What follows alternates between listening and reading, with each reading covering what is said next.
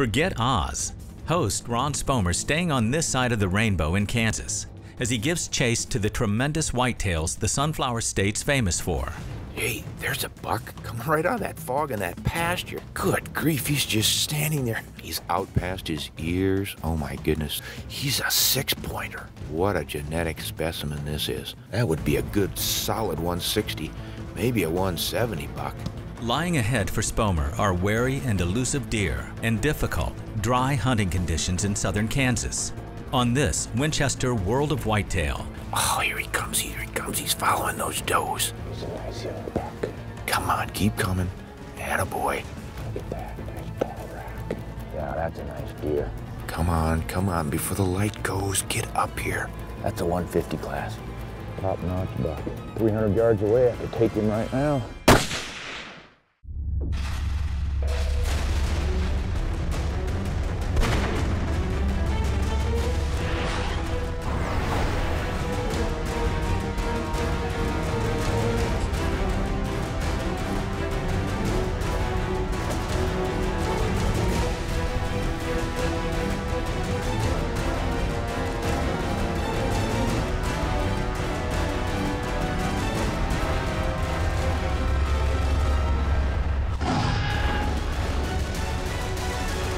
Winchester's World of Whitetail. Kansas's reputation for enormous trophy whitetail has only grown over the years. That's why Winchester World of Whitetail host Ron Spomer's here. My buddies and I are here in South Kansas hunting whitetail deer in mule deer habitat. This is big, open grasslands, rolling hills, and deep, surprising canyons. Doesn't look like typical whitetail habitat, and these aren't typical whitetail deer. They're loners often, they're big, and they cover a lot of country. They'll go as many as 4 miles to find feed fields, and then come back into this steep, nasty country, mixing in with the cattle to hide. Fools a lot of people, but it doesn't fool us on Winchester's World of Whitetail. Spomer has thousands of private acres and sheltered deer to hunt outside Medicine Lodge, Kansas, a place he's known and pursued bucks on for decades. I've been hunting this gnarly corner of Kansas for about a quarter of a century, and I've had some excellent deer hunting here. But this year is going to be really a challenge. Extremely difficult because they've had an epic drought.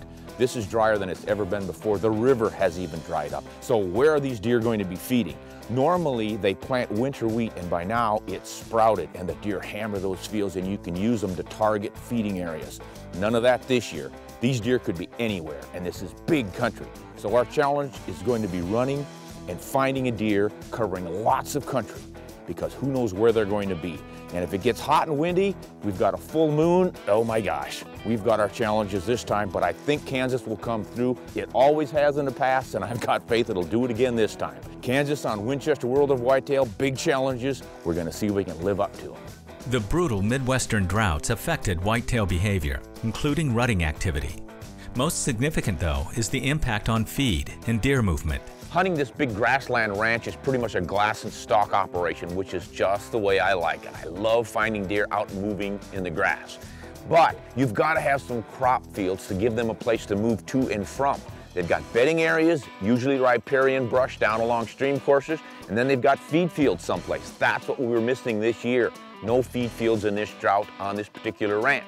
So the deer are moving from their bedding areas and their feeding areas off the property. We found green wheat fields and some milo stubble fields as much as 2-3 miles off the ranch property, and there were just too many options for bedding before they got back on the ranch. That left us searching for bucks, who were in turn searching for does, because this they will do during the rut, cover country looking for does. Spomer is going to have to call on all his hunting skills and whitetail experience to pattern a trophy Kansas buck on this Winchester World of Whitetail. Break of day on the first morning, and it's back to basics as Spomer resorts to intensive glassing to reacquaint himself with the property and locate the deer. Boy, it's confusing this year. Everything's changed. Been a couple of years since I've been out here, and it's not looking the same. There used to be feed fields out there years ago, and I don't know if there are any now, but we should be seeing deer moving up toward the south. So we're just up in the highlands here, where there are plum thickets and trees, little brushy draws. So if any of these deer down on the creek bottom in those feed fields wants to get a little bit of isolation and peace and quiet, they'll filter up this way later in the morning. We've got to catch them moving through and do an intercept.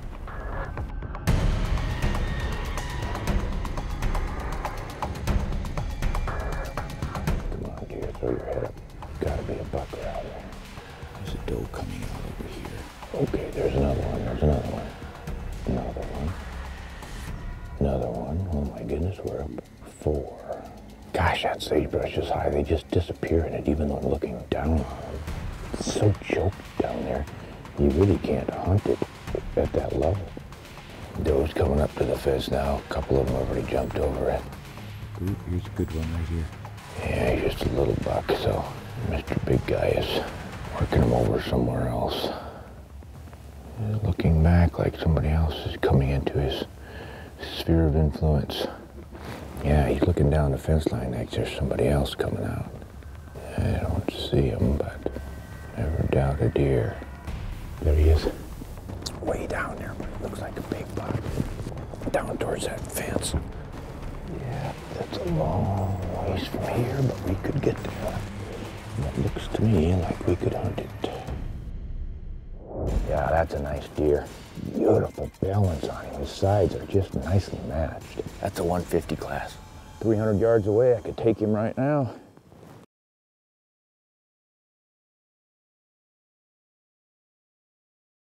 Spotting a distant buck, Winchester World of Whitetail host Ron Spomer has to get running and gunning to have any chance of making a stalk. Got to cover a lot of ground. This is a huge ranch and these deer could be anywhere. 8 miles this way, 4 miles in the direction this way. You can find a buck out here, you've got to cover ground in a hurry. You just don't have enough time. No time to sit around, so I don't waste time getting from point A to point B. Spomer has to cover ground to get anywhere near the buck. And even then, he has to see what he's got before he considers whether to take a shot or not. That's the spot. He is bedded right there. Look at that, right out in the sagebrush. Bright sun, mid-morning, wide open. He's bedded right on that. Instead of going down into the brush and hiding, these crazy prairie deer, I love them. I just love them. Got about 4-inch brow tines, real heavy, good heavy bases. But he only looks like he's a 4x4. And he might have 5 on the right side. Yep. No, he is a 5x5. Hot dog, that's a nice buck. That's a 150 class. Oh, yes. Beautiful buck. I've taken several like that off of this ranch. That's just a good, strong genetic here. That's a good, mature 4-year-old deer. It doesn't look like the drought's hurt him at all. Main beams aren't particularly big, but that's a 150 class 5x5. He doesn't have any lengthy makeup in mass. 300 yards away, I could take him right now. Gun control means having a steady rest. And Spomer knows that prone is one of the most solid shooting positions. But there's a right way and a wrong. Most riflemen know that prone is the steadiest field shooting position, but it isn't necessarily the best hunting shooting position. Here's why. We're out hunting, we see our deer. Oh yeah, there he is. It's a long shot. We should go prone to get steady. This would be a great shot if I were hunting gophers because I can see about 10 yards before the grass covers everything else up. I'm not gonna get a whitetail this way. And if I have to shoot uphill, oh my, I'm gonna come off the stock and then it's gonna recoil underneath me and that scope's gonna hit me right in the eye. So it's very limited on uphill shooting, and on a level, there's usually a bunch of grass in the way. Usually the only really good place for a prone shot is on the edge of a hill or cliff shooting down with no grass in the way. Pay attention to the lay of the ground and the brush and all the things that are around you and assume ahead of time how you're gonna find a steady position. Usually it'll be sitting with some shooting sticks. You know the only thing better than getting to hunt whitetails all fall? Getting to hunt them in a brand new Ram Outdoorsman truck. Ram Outdoorsman is one heck of a truck. We want trucks for hunting because we need trucks for hunting. We're not just driving to the supermarket when we pick up our meat. we've got to go places. And when you're hunting Rocky Mountain country like I live in, you need a truck with power. The Hemi engine in this Dodge Ram gets me up those mountains. I was really impressed. Goes wherever it needs to go with plenty of power, through rocky streams, over big rocks and boulders, through the mud. I just didn't worry about it, and the truck pulled through every time. Spomer has a likely buck in his spotting scope, and the 300-yard range is eminently doable. But there's a property line complicating the situation. Yeah, that's a nice deer. Beautiful balance on him. His sides are just nicely matched. His tine length just needs to be a little better, and he'd be a top-notch buck. That is a gorgeous deer. Here's the problem when they're down in the bottoms and all these plum thickets and cedars, and they're not moving much. You've got to glass and pick them out. You might just see an ear or a back shining in the sun for a second, or a head sticking out with a nice frame of antlers looking at you. And then once you find them, you've got to figure out whether or not you're on the property you can hunt. And I just figured out he's not. Short of trespass, Spomer has to let the buck go. But it isn't a total loss, because Spomer learns a valuable lesson he can use on future hunting adventures. Sometimes our hunts don't go as well as we hope. Sometimes we don't get our game. But that doesn't mean we have to go home empty-handed. We can always learn something. Every hunt should be an education. Keep your mind open and think, what's going on? Why am I not being successful? My big mistake this year in Kansas is that I assumed I knew everything. I've hunted this ranch for 25 years. I know where the deer go to bed, where they go to feed, how to intercept them, how to glass for them. I pretty much know everything I need to know. Wrong, because it was old information. My big mistake was that I didn't update. I didn't take into account the fact that a lot of the neighbors now are hunting deer and they're baiting. And in a drought year, those bait piles suck the deer right in. And that means on this property, they suck them right off. So I may go home empty-handed, but I won't go home without an education. I'm learning a lot on this one. Hey, there's a buck coming right out of that fog in that pasture. He's a 6-pointer. That would be a good solid 160, maybe a 170 buck.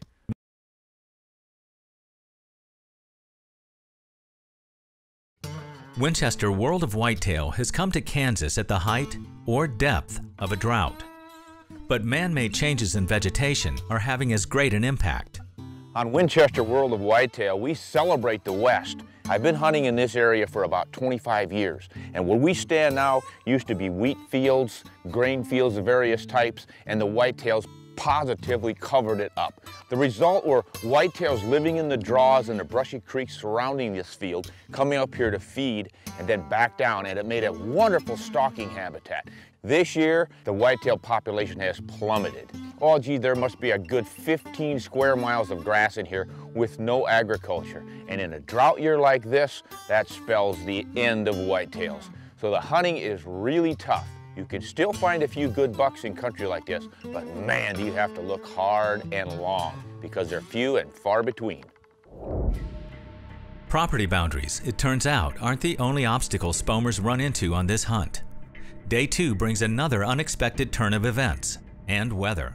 Now we have an unusual glitch here in Kansas. Despite the drought, we've got fog and heavy fog. We're limited to maybe 50, 70 yards at the most. And the plum thickets here are just glistening with droplets. It's quite pretty, but pretty doesn't help on a deer hunt necessarily. So I think we're going to back off rather than screw this up in this tight quarters here and reassess what our options are. We need to find these deer at a distance and sneak up on them. And we're not going to find them at much distance in this fog.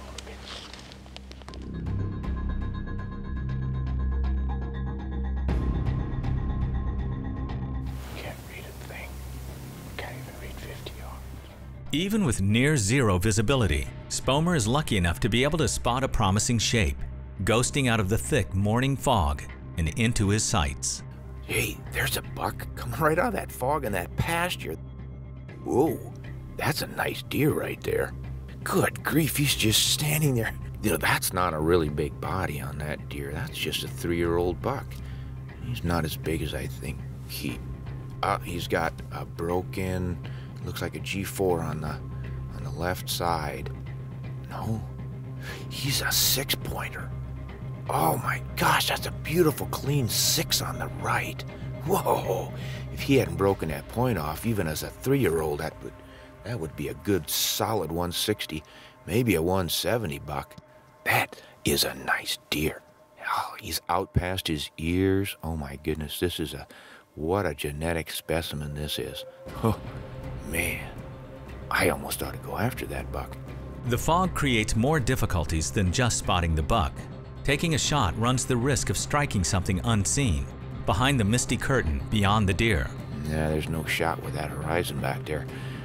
And that fog, who knows where those cows are on this field. No, I can't take a shot like that even if I wanted to, and I think that deer's still young yet. Maybe I could sneak around on him, though. I think I know where he's going. There's some draws back in there. Nah, let's let him go. It's still early in the hunt, and there's some heavier antlered deer than this around. Boy, that is a nice buck, but he's young yet. I think we'll let him go. One hurdle after another, from drought to no feed, to bucks off limits, to heavy fog, has set Spomer back. Now he has to find the right strategy. What's a whitetail hunter like me doing in a place like this? And believe it or not, I'm hunting whitetails. Out in these plains, these big bucks cross incredibly vast distances of empty nothing, looking for does, or moving from one cover to another. We've got a good 2 miles to a river down here, and all these uplands, and it runs into a creek over here about 3/4 of a mile. These bucks will be out cruising. We saw one in the fog early this morning, right up on the horizon. Big buck in the middle of nowhere, heading somewhere else. And these tracks suggest that he's been coming through here. Gosh, there's a 1, 2, 3 sets moving through here. So this is definitely his travel route, but good Lord, who knows what time of day and what day of the week he does it. Not a high percentage shot. Ron's pressing on against the odds because Kansas, despite drought and fog, still holds the promise of some of the most spectacular whitetail to be found in the country. Oh, here he comes, he's following those does. He's at 270, I could make that shot. Come on, before the light goes, get up here. Get moving, buddy.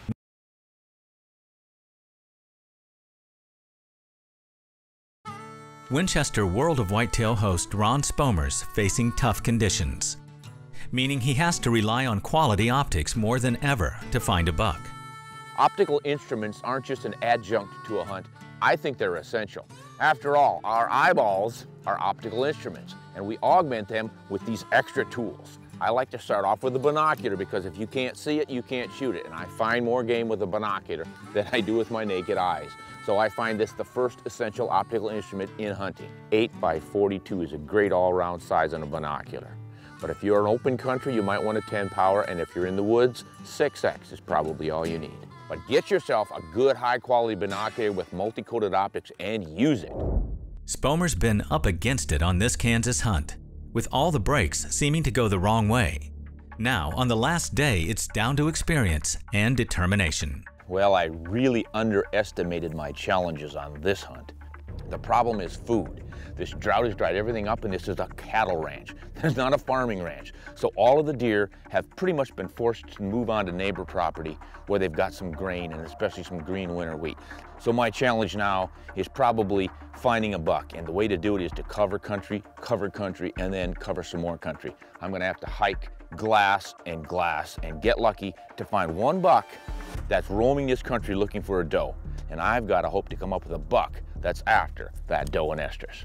Spomer has to grind this one out with hiking and spotting. Then, as the light's dying, he finally sees a glimmer of hope in the distance coming his way. The theme song for this hunt is to dream the undreamable dream, to fight the unwinnable fight. Here comes a buck. Oh, here he comes, he's following those does. Must be one of those about to come in heat or something. He's a nice young buck. 4x5. Look at that, nice tall rack. Oh, he's got some tines on him, I love that. Looks like he sticks out a little bit. Now the does are splitting up, one's going off to the right. Come on, the light's going. Get moving, buddy. The buck is advancing step by step towards Spomer until it is definitely in range of his rifle. There may be one almost invisible barrier to the shot, though. Come on, keep coming. Attaboy. Come on, before the light goes, get up here. He's at 270, I could make that shot. He's on the wrong side of the fence. 100 yards more. Just 100 yards, come on. Ah, there goes the light. I better just ease out of here. Property lines kill you every time. Ron Spomer puts this one in the ledger, but not on the loss side, because what he's learned about boundaries, fog, and drought will profit him on hunts to come. As the day dies gloriously in the west, our defeated hunter trudges sadly home, once again bested by Kansas whitetails. Could you imagine being allowed to hunt on 15,000 acres of prime habitat and being the only hunter on that 15,000 acres and not get a deer? Well, it happened right here to us in Kansas. For all their predictability, the one constant about whitetails that you can count on is change. And the deer changed their movement patterns. Because of the drought and the fact that there was no farming and no food fields for these deer, they all moved on to the neighbor fields and we weren't able to find one here. Hey, there's always next year. And boy, the potential for some big bucks is really high.